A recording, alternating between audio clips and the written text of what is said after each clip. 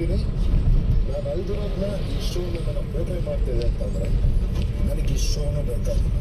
ನಾನು ಹೇಳೋದು because I am on identity without this show. ಈ ಭೇಟಿ ನೋಡಿ ಯಾರಿಗೆ ನನ್ನಷ್ಟು ಪ್ರಿಯ ಯಾರಿಗಾರು ಹೇಳಾಗಿದ್ರೆ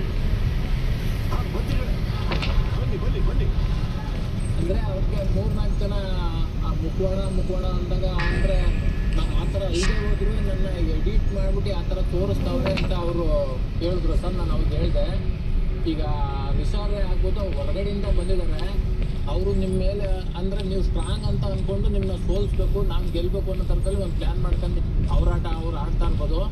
ಬಟ್ ನೀವು ಅಮ್ಮನ ವಿಚಾರದಲ್ಲಿ ಇವ್ರ ವಿಚಾರದಲ್ಲಿ ನನಗೆ ಹಂಗೆ ಮುಖವಾಡ ಅಂತ ಕಾಣಿಸ್ತಾ ಇಲ್ಲ. ನಿಮ್ಮ ಆಟ ನೀವು ಆಡಿ ಅವ್ರ ಆಟ ಅವ್ರು ಆಡ್ತಾರೆ ಅನ್ನೋ ಥರ ನಾನು ನಾವು ಧ್ರುವಂತ್ ಅವ್ರ ಬಗ್ಗೆ ಕೇಳಿದ್ರೆ ನಿಮ್ಮನ್ನು ನೀವು ಜಸ್ಟಿಫೈ ಮಾಡ್ಕೊಳ್ಬೇಕು. ಸೂಪರ್. ಓಕೆ ಧ್ರುವಂತ್ ಅವರೇ ಏನು ಹೇಳ್ತೀರಾ ಸರ್? ಫಸ್ಟ್ ವೀಕೆ ಬಂತು ಸರ್, ಎಲ್ಲೋ ನಮ್ಮದು ಮುಖವಾಡನೋ ಇಲ್ಲಿ ಕೆಲವು ಕಂಟೆಸ್ಟೆಂಟ್ ಎಲ್ಲೋ ಬಂದಾಗ ಹೇಳಿದ್ರು.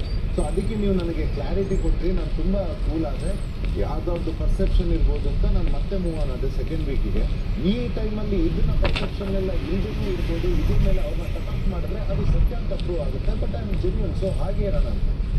ನನ್ನ ಐಡಿಯಾ ಏನಿತ್ತು ಅಂತಂದರೆ, ಇವರು ನೋಡ್ಕೊಂಡು ಬಂದಿದ್ದಾರೆ, ಸೊ ಇವ್ರಿಗೆ ಒಳ್ಳೆ ಜಡ್ಜ್ಮೆಂಟ್ ಇದೆ. ಬೆಳಿಗ್ಗೆ ರಘು ಅವರು ಬಂದು ನನ್ನನ್ನು ಚೇರಲ್ಲಿ ಕೂರಿಸಿ ಅದು ಬಂದಾಗಲೂ ಆಗಲೂ ಬಂದಿದ್ದಾರೆ ಆ ಮಾತು. ಮತ್ತು ಇಶಾ ಅವ್ರ ಎಂಟ್ರಿ ತಗೊಂಡಾಗ ಅದನ್ನ ಹೊತ್ತಾಗ ನನಗೆ ತುಂಬ ಇಮೋಷ್ನಲ್, ಮತ್ತು ನನಗೆ ನಾನು ಅಲ್ದಿರೋದೆಲ್ಲೋ ಫೋಟೋ ಹಾಕ್ತೀನಿ ಅಂತ ತುಂಬ ಅಪ್ಸೆಟ್ ಆಗಿದೆ ಸರ್. ನನಗೆಲ್ಲ ಹೇಳಿಬಿಟ್ಟೆ. ಆಮೇಲೆ ಏನಾಯಿತು, ಅವತ್ತೇ ರಾತ್ರಿ ನಾನು ಸ್ವಲ್ಪ ಕೂಲ್ ಡೌನ್ ಆದೆ. ನಾನು ನಿಮ್ಮ ಹತ್ರ ಈ ಸೀಸನ್ ಈಗ ಈ ವೀಕ್ ಆ್ಯಕ್ಚುಲಿ ನಾನು ಈ ಮಾತನ್ನ ನಿಮ್ಮ ಹತ್ರ ಹೇಳಬೇಕಿತ್ತು ಸರ್. ನಾನು ಏನಾದರೂ ಅಂತದ್ದು ನಿಮಗೆ ಅನಿಸಿದ್ರೆ, ನಾನು ಏನಾದರೂ ಜೆನ್ಯೂನ್ ಇಲ್ಲ ಮತ್ತು ಮುಖವಾಡ ಹಾಕೊಂಡೆ ಅಂತ ನಿಮಗೆ ಅನಿಸಿದ್ರೆ ದಯವಿಟ್ಟು ನನ್ನನ್ನು ಕಳಿಸ್ಕೊಡಿ ಅಂತ ನಿಮ್ಮ ಹತ್ರನೇ ಕೇಳಬೇಕು ಅಂತ ಅದನ್ನು ನಾನು ಮಾತು ಹೇಳಿದ್ದೆ. ಸಾಯಂಕಾಲ ಒಂದು ಹಾಟ್ ಕೊಡೋ ಅಂತ ಒಂದು ಆ್ಯಕ್ಟಿವಿಟಿ ನಡೆಯುತ್ತೆ. ಏನು ಮಾಡಿದ್ರು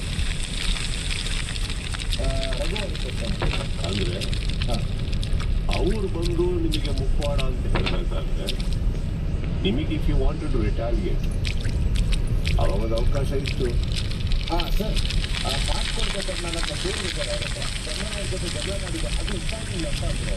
ಸೊ ಅದು ಮುಂಚೆ ಅದಕ್ಕೊಂದು ಕ್ಲಾರಿಫಿಕ್ಸ್ ಇತ್ತು ಅದ ಅಂತ ನಾನು ಕೂಲ್ ಈಗ ನಿಮ್ಮ ಪರ ಮಾತಾಡೋದಕ್ಕೆ ಇಬ್ಬರಿದ್ರು, ಕರೆಕ್ಟಾ? ಅವ್ರೇನು ಮಾತಾಡಿದ್ರು ನೋಡ್ತೀರಾ? ಎಸ್ ಏನಾದರೂ ರೀತಿಗಳು ನಿಮಗೆ ಆ್ಯಕ್ಚುಲಿ ಗೊತ್ತಿಲ್ಲ ಧ್ರುವಣ್ಣನ, ಅವರು ಮುಖಟ ಹಾಕಿದ್ದಾರೆ, ಅವರು ಎಂತ ಇದೇ ಉಂಟು ಅದೇ